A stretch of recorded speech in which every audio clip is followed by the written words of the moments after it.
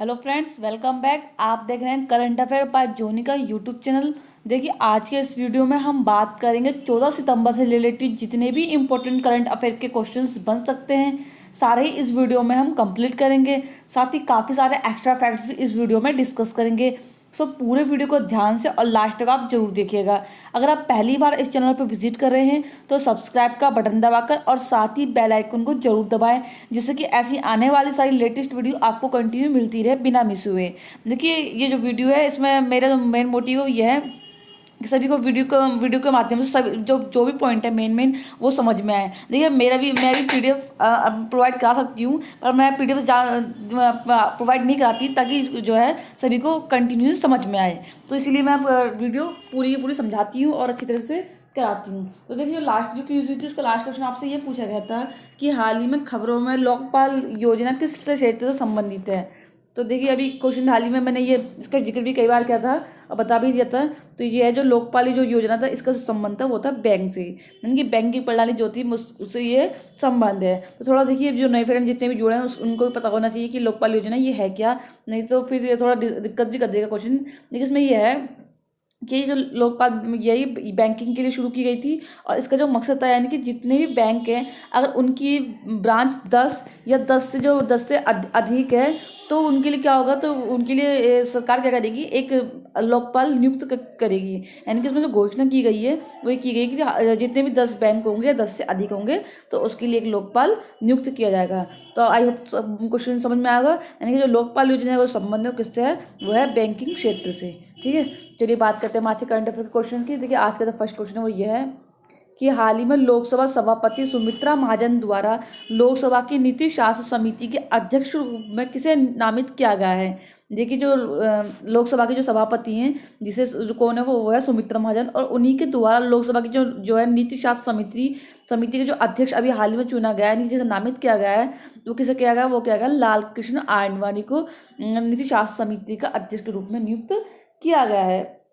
देखिए, अगर हम थोड़ी बात कर लें तो आपको ये पता होनी चाहिए, अभी क्वेश्चन ये भी पूछा जा सकता है पेपर में कि लोकसभा का सभापति कौन है, तो वह सुमित्रा महाजन। अगर यह पूछा जाए क्वेश्चन कि हाल ही में लोकसभा का नीति शास्त्र समिति का अध्यक्ष कौन है, तो वो कौन है, वो है लालकृष्ण आडवाणी। ठीक है, अब थोड़ा सा इस बारे में बात कर देते हैं कि नीति शास्त्र समिति है क्या, जिसे हम एथिक्स कमेटी भी बोलते हैं। ठीक है, एथिक्स कमेटी भी कहते हैं। देखिए, इसे जो नीति शास्त्र समिति है इसका जो गठन किया गया था वो कब किया गया था, मई 2000 में इसका गठन किया गया था। ठीक है, और इसको जो क्या है 2015 में इसको स्थायी दर्जा मिल गया था।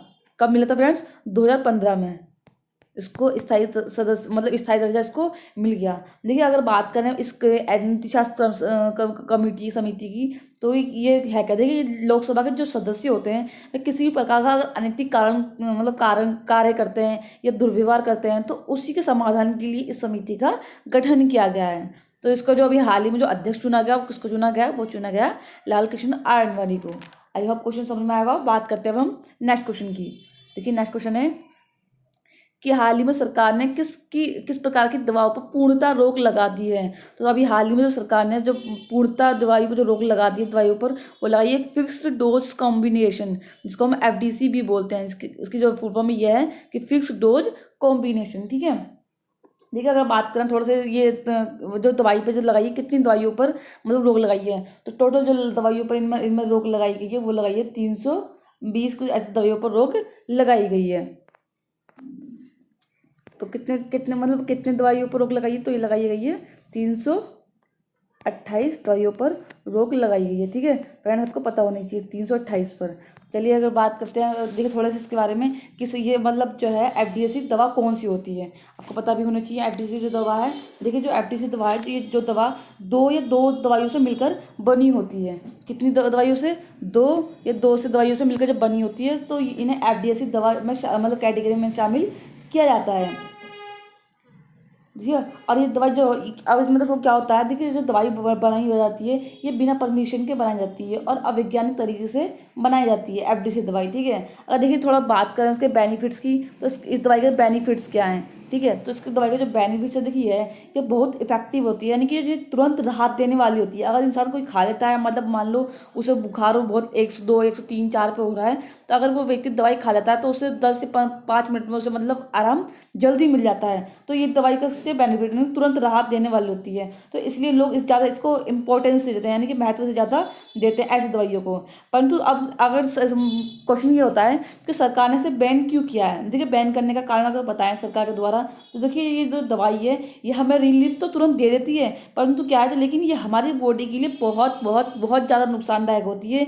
और इसीलिए सरकार ने इसको अभी हाल ही में पूरे देश में से बैन कर दिया है। देखिए और जो ऐप बता दें तो ये एक राज्य ऐसा है जो उसे पहले ही बैन कर चुका है, मतलब ऐसी दवाइयों को कोई कुछ यूज़ नहीं किया जाएगा। तो कौन सा राज्य है वो पुडुचेरी, यानी कि पुडुचेरी जो राज्य है इस प्रकार के जो डोज है यानी जो दवाइयाँ हैं इसको पहले ही बंद कर रखा है। आई होप क्वेश्चन समझ में आया होगा। बात करते हैं हम नेक्स्ट क्वेश्चन की। देखिए नेक्स्ट क्वेश्चन है कि हाल ही में सरकार ने क्षमता विकास योजना को 2019 से 2020 तक जारी रखने की घोषणा की है। साथ ही कितने अतिरिक्त बजट को मंजूरी दी है। देखिए अभी क्षमता विकास जो योजना है उसको मतलब 2017 से लेकर के 2018 के जो इसका प्लानिंग था, अब इसको बढ़ा करके 2019 से 2020 तक जारी रखने की घोषणा भी की गई है। देखिए साथ ही इसको कितने अतिरिक्त बजट देने की मंजूरी दी गई है। तो जो बजट देने की मंजूरी दी गई है वो की गई है 2250 करोड़ रुपये से देने की मजदूरी दी गई है। ठीक है, मंजूरी। अब देखिए अगर बस समता जो विकास योजना है इसके थोड़ा हम बात कर लेते हैं। इसका जो ये क्या है, देखिए उनके मतलब क्या है, जो जितने भी लोग हैं उनके लिए विश्वसनीय और आधारभूत तकनीक जितनी होती है उनको बढ़ावा देने के लिए ही इस योजना को शुरू किया गया है। ठीक है, उनको मतलब जितनी तकनीकी आधारित जो विश्वसनीय मतलब तकनीकी उपकरण है उनको बढ़ावा देने की इसकी शुरुआत की गई क्षमता विकास योजना की। तो अब इसको जो बढ़ा के कर दिया गया, टाइमिंग कितनी कर दी गई 2019 से 2020, यानी कि 1 साल और आगे इंक्रीज कर दी गई, यानी कि बढ़ा दी गई है। चलिए बात करते हैं हम नेक्स्ट क्वेश्चन की। देखिए नेक्स्ट क्वेश्चन है कि स्वदेश दर्शन योजना के तहत देश की पहली जनजातीय सर्किट परियोजना का उद्घाटन कहाँ किया गया है। तो देखिए स्वदेश दर्शन योजना है उसके तहत ही देश की पहली जनजातीय सर्किट परियोजना का उद्घाटन कहाँ किया गया है। तो जो देश की जो पहली जनजातीय सर्किट परियोजना उसको छत्तीसगढ़ में उसका उद्घाटन किया गया है। देखिए जो ये स्वदेश दर्शन योजना इसके बारे में हम काफ़ी सारी बात पहले चर्चा नहीं कर चुके हैं पिछली जितनी वीडियो हुई हैं। तो देखिए अब जो जितने फ्रेंड्स थोड़ा नहीं जुड़े हैं तो उनको भी पता होना चाहिए क्या है स्वदेश दर्शन योजना। इसमें क्या है कि हम पर्यटकों को बढ़ावा देने के लिए इस स्वदेश दर्शन की योजना की गई थी। मतलब कि जितने भी पर्यटक होते हैं, अगर हम हमारे देश में आते हैं, कुछ स्थान ऐसे होते हैं जिसको अच्छी तरह से डेवलप कर दिया जाता है, उसको बढ़ावा मिले, वहाँ के पर्यटक आए, फॉरेन कंट्री के लोग आए, तो उसको मतलब बढ़ावा देने के लिए स्वदेश दर्शन योजना की शुरुआत की गई। अब देखिए और इसी के तहत अब क्या किया गया है कि स्वदेश दर्शन योजना है, इसी के तहत देश की जो जनजाति जो पहली है जन सर्किट परियोजना यानी छत्तीसगढ़ की, उसको बढ़ावा देने के लिए ही मतलब कि इसका उद्घाटन किया गया है। और देखिए अब इसके बाद हम बात करें बजट की, तो सरकार ने टोटल इस पर 100 करोड़ रुपए का इसका बजट दिया, ताकि क्या है कि जिससे कि छत्तीसगढ़ के राज्य में जो जनजातीय सर्किट परियोजना है उसको डेवलप किया जा सके और उसकी संस्कृति को बढ़ावा दिया जा सके, और ज़्यादा से ज़्यादा जो फॉरेन कंट्री के मतलब जो पर्यटक हैं वो वहाँ पर आए और उनकी जनजातियों को बढ़ावा मिल सके। इसका यह मेन मोटिव रखा गया है। ठीक है, आई होप क्वेश्चन समझ में आया होगा। बात करते हैं हम नेक्स्ट क्वेश्चन की। देखिए नेक्स्ट क्वेश्चन है कि किस भारतीय को संयुक्त राष्ट्र का प्रतिष्ठित UN इंटरग्रेसी टास्क फोर्स पुरस्कार से सम्मानित करने की घोषणा की गई है। देखिए यहाँ बात की गई किस भारतीय को संयुक्त राष्ट्र जो प्रतिष्ठित UN इंटरग्रेसी टास्क फोर्स है। देखिए इसके जो अगर हम शॉर्टकट में बात करते हैं इसकी ऐसे बोला था UNIATF, और इसकी फुल फॉर्म है UN इंटरग्रेसी टास्क फोर्स पुरस्कार से सम्मानित किया करने की घोषणा की है। तो ये की गई है मनोज झलानी को। ठीक है, देखिए और ये अगर हम बात करें जो ये मतलब ये जो पुरस्कार है UN इंटरग्रेसी टास्क फोर्स, ये संयुक्त राष्ट्र का प्रसिद्ध पुरस्कार है। और ये देखिए जो दिया गया है किसको दिया गया है, हमारे भारतीय जो ये भारतीय हैं मनोज झलानी, उनको दिया गया है। देखिए अगर बात करें तो जो दिया गया ये मनोज झलानी है कौन। देखिए जो भारतीय स्वास्थ्य और परिवार कल्याण के जो मंत्रालय हैं ये उनके सचिव हैं। ठीक है, आई रिपीट, जो ये भारतीय स्वास्थ्य और परिवार कल्याण के मंत्रालय के सचिव हैं मनोज झलानी, तो उन्हीं को ये दिया गया है। देखिए अगर बात करें जो ये UN इंटरग्रेसी टास्क फोर्स जो ये पुरस्कार है ये किस क्षेत्र में दिया जाता है। तो देखिए ये जो पुरस्कार है तो ये स्वास्थ्य के क्षेत्र में दिया जाता है, यानी कि जो गैर संक्रमणीय जो बीमारी होती है उनको रोकथाम के लिए मतलब जो है एक जो अपना उत्कृष्ट योगदान देता है, कार्य करता है, तो उसको पुरस्कार दिया जाता है। और देखिए जो मनोज झलानी है और ये हमारे भारतीय स्वास्थ्य परिवार कल्याण के मतलब मंत्रालय के सचिव हैं, तो इन्हीं को ही अभी हाल ही में पुरस्कार दिया गया है। फ्रेंड्स ये क्वेश्चन बहुत ही इंपॉर्टेंट रहने वाला, तो आपको ये क्वेश्चन जरूर ध्यान में रखना है, ठीक है। किसको दिया गया? मनोज झलानी को। आई होप क्वेश्चन समझ में आया होगा। बात करते हैं हम नेक्स्ट क्वेश्चन की। देखिए नेक्स्ट क्वेश्चन है कि भारतीय पुरातत्व सर्वेक्षण विभाग को खिड़की मस्जिद के संरक्षण के दौरान मस्जिद परिसर में कॉपर के सिक्कों का एक संग्रह मिला है। ये मस्जिद कहाँ स्थित है? देखिए अभी एक मतलब खिड़की मस्जिद है, और खिड़की मस्जिद में जो है अभी क्या होता है उसमें निर्माण चल रहा था, मतलब उसका तो और निर्माण किसके द्वारा किया था? भारतीय पुरातत्व सर्वेक्षण विभाग के द्वारा खिड़की मस्जिद का मतलब निर्माण किया जा रहा था और उसके संरक्षण के लिए, ताकि और उसी के दौरान मस्जिद परिसर में कॉपर के सिक्के का एक संग्रह मिला है। तो ये मस्जिद कहाँ पर स्थित है? तो ये मस्जिद स्थित है नई दिल्ली में। फ्रेंड्स ये क्वेश्चन भी बहुत इंपॉर्टेंट रहने वाला है, जितने भी एग्जाम्स आएंगे और उसमें ही पूछा जा सकता है। क्योंकि देखिए अगर बात करें हम थोड़े से इसके बारे में, देखिए खिड़की मस्जिद के बारे में, तो ये क्या गया है ये मतलब इसके बारे में। देखिए खिड़की मस्जिद जो है जिसमें जो फिरोज शाह तुगलक हैं उनके जो प्रधान थे, जिनका नाम था खान ए जांग जुहान। आई रिपीट, जो उनका प्रधान थे क्या नाम था उनका? खान ए जांग जुहान के द्वारा ही इस मस्जिद यानी खिड़की मस्जिद का निर्माण किया गया था, जो लगभग 1600 ईस्वी में इसका निर्माण किया गया था। और यहाँ पर ही जो है क्या है अब मतलब जो भारतीय पुरातत्व सर्वेक्षण है उन्हीं के द्वारा यहाँ पे ये कॉपर सिक्कों का एक संग्रह मिला है, ठीक है। देखिए और ये जो सिक्के मिले ये लगभग कम से कम सूर्य के टाइम के बताए जा रहे हैं, जो सूर्य का जो टाइमिंग ड्यूरेशन चला था उसी के टाइम के ये बताए जा रहे हैं। तो फ्रेंड्स ये क्वेश्चन इंपॉर्टेंट रहने वाला है, तो आपको याद रखना है, ठीक है। आई होप क्वेश्चन समझ में आएगा। बात करते हैं हम नेक्स्ट क्वेश्चन की। देखिए नेक्स्ट क्वेश्चन है कि किस राज्य सरकार ने तत्काल प्रभाव से ई सिगरेट के निर्माण, बिक्री व उपयोग पर प्रतिबंध लगाने का आदेश दिया है? तो देखिए जो ई सिगरेट के जो निर्माण, बिक्री व उपयोग पर प्रतिबंध लगाने का जो आदेश दिया वो दिया है तमिलनाडु सरकार ने। देखिए ये तो तमिलनाडु सरकार ने इसका मतलब बंद कर दिया गया है, मतलब ये पूरा से प्रतिबंध लगा दिया गया है।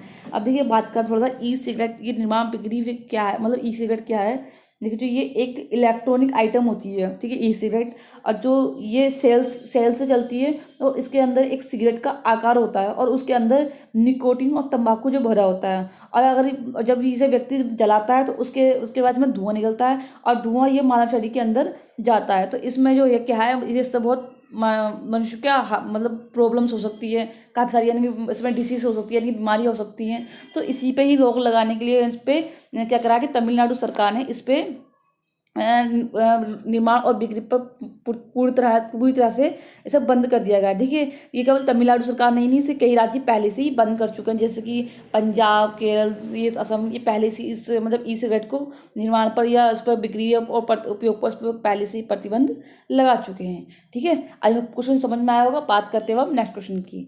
देखिए नेक्स्ट क्वेश्चन है, बीते दिनों सरकार ने देश में 3 सी प्लेन अड्डों के निर्माण को मंजूरी दी थी, जिसने हाल ही में निम्न में से किस स्थान को रद्द कर दिया है?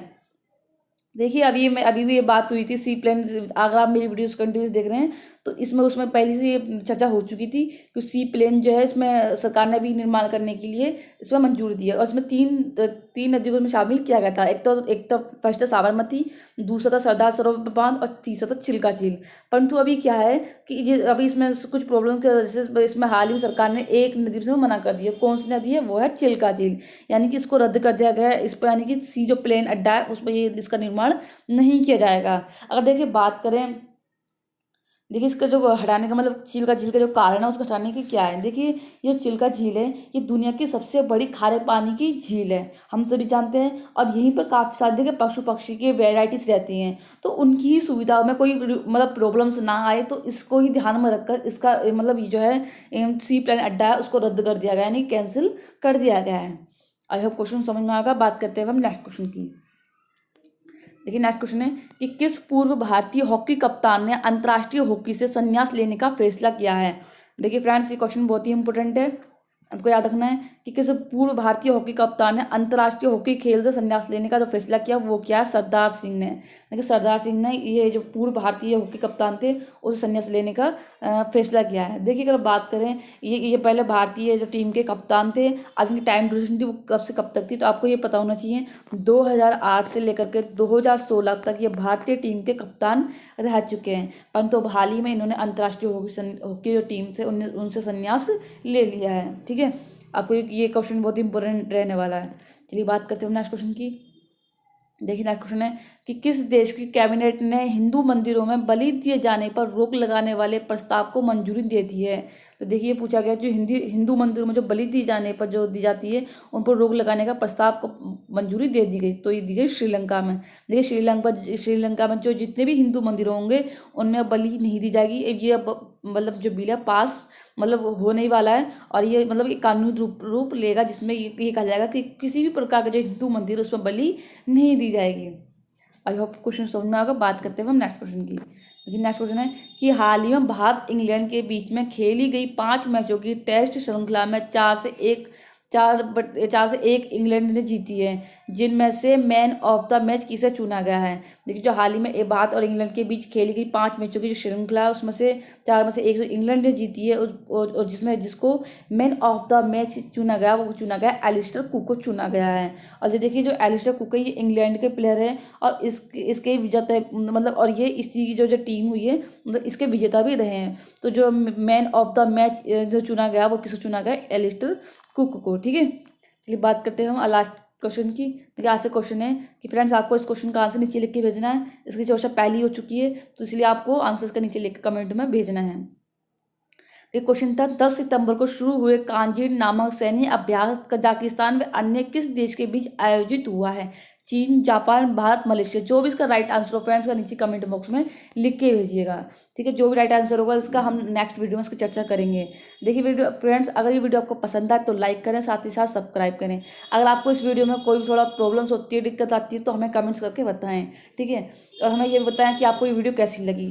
Thank you for watching this video.